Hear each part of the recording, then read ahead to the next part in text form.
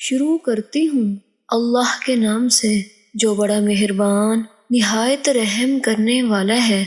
السلام علیکم ورحمۃ اللہ وبرکاتہ۔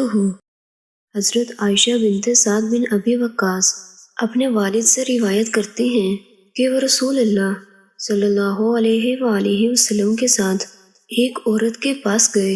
اس کے آگے کھجور کی گٹھلیاں تھیں یا کنکریاں، ان کے ذریعے وہ تسبیح پڑھا کرتی تھی۔ آپ نے اس سے فرمایا، کیا میں تمہیں اس سے آسان طریقہ نہ بتا دوں یا اس سے افضل و بہتر طریقہ نہ بتا دوں کہ ثواب میں بھی زیادہ رہے اور لمبی چوڑی گنتی کرنے سے بھی بچا رہے؟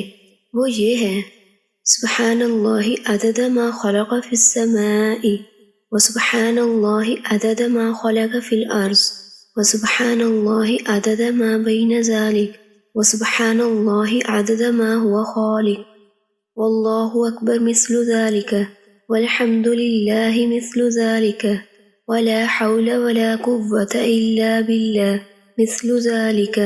ترجمہ: پاکی ہے اللہ کی اتنی جتنی اس نے آسمان میں چیزیں پیدا کی ہیں، اور پاکی ہے اللہ کی اتنی جتنی اس نے زمین میں چیزیں پیدا کی ہیں، اور پاکی ہے اس کی اتنی جتنی کہ ان دونوں کے درمیان چیزیں ہیں، اور پاکی ہے اس کی اتنی جتنی کہ وہ آئندہ پیدا کرنے والا ہے۔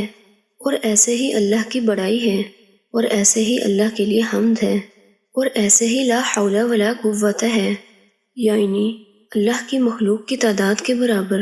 اللہ تعالیٰ سے دعا ہے کہ اللہ تعالیٰ ہمیں اس حدیث مبارکہ پر عمل کرنے کی توفیق عطا فرمائے، آمین۔